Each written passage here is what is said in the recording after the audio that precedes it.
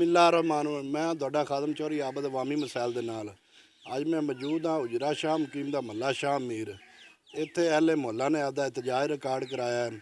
उन्हां तो पुछने की मामला है। अस्सलाम वालेकुम जी। जी वालेकुम अस्सलाम। की नाम है जी तुहाडा? नज़ाकत अली हाशमी जी, साबका कौंसलर जे? 3 दफ़ा कौंसलर ते गली साड़ी 1956 का जेड़ा ना जी ये साडा तकरीबन महला आबाद है। जी जद के गलियां साड़ियां दा हाल वेख लो, सारे आए ने वोट लेंदे ने चले जाते हैं। असी भी उन्हों के नाल सैं पर वादे वईज हुण भी जेड़ा ना राव साहब ने मेहरबानी की अगे ट्रांसफार्मर दिते तो हुण सानू गली के ठेकेदार विखाए सू 4। हुण ठेकेदारां ने पुछी दवा फंड को नहीं जी ते लिहाजा मेहरबानी गली पट के चले गए ने। मस्जिद वाली साड़ी मेन गली है, ये गली जड़ी ना जी ना पटदे नहीं बनती सी ना बनावन, जी पटदे तो ना हुण नमाजी लंघते ने चिक्कड़ दे विचों पानी दे विचों वो खराब होंदे ने, कपड़े नापाक होंदे ने। ते लिहाजा मेहरबानी उन्हां अगे असी इल्तजा करने आ भी ये साड़ा मेहरबानी करके काम कर दिओ गली दा गैस दा।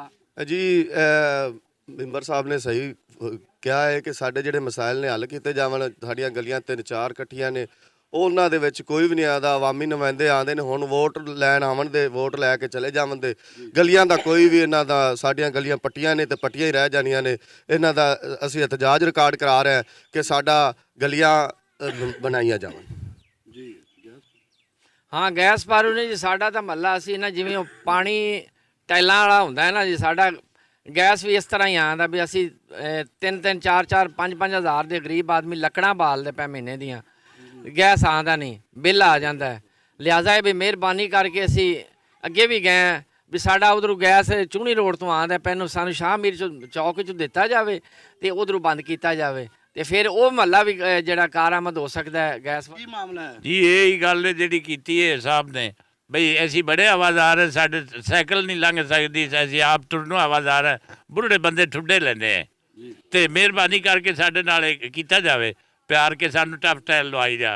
जी ये दस्सा जे गली केड़ी है ते ਇਹ ਮੱਲਾ ਸ਼ਾਹ ਮੀਰ ਵਾਲੀ ਗਲੀ ਹੈ ਜੀ। ਤੇ ਅਰਸਾ ਦਰਾਜ਼ ਤੋਂ ਇਹਦਾ ਕੋਈ ਕੰਮ ਨਹੀਂ ਹੋਇਆ। ਬਾਕੀ ਤਰੱਕੀਆਤੀ ਕੰਮ ਤੁਸੀਂ ਦੇਖਦੇ ਪਏ ਜੇ ਕਿ ਪੂਰੇ ਸ਼ਹਿਰ ਵਿੱਚ ਨੇ, ਲੇਕਿਨ ਇਹਦਾ ਕੋਈ ਪੁਰਸਾਨੇ ਹਾਲ ਨਹੀਂ।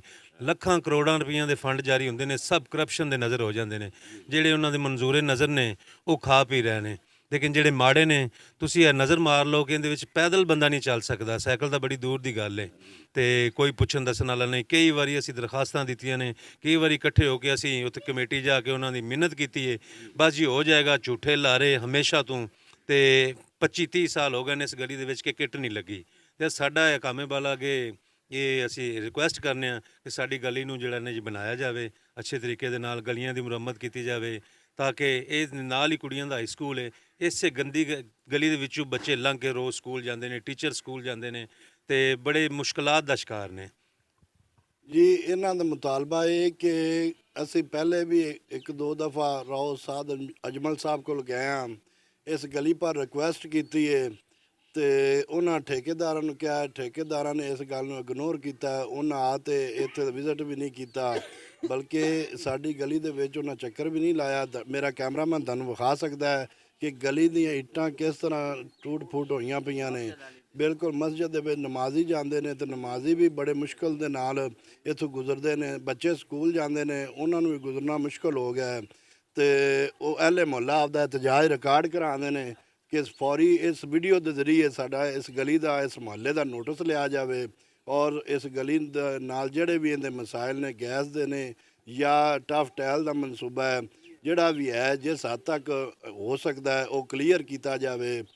ये प्रोग्राम सिटी प्रेस क्लब की तरफों पेश किया गया है। मिलांगे किसी नवे प्रोग्राम नाल, तब तक वास्ते अल्लाह हाफिज़, पाकिस्तान जिंदाबाद।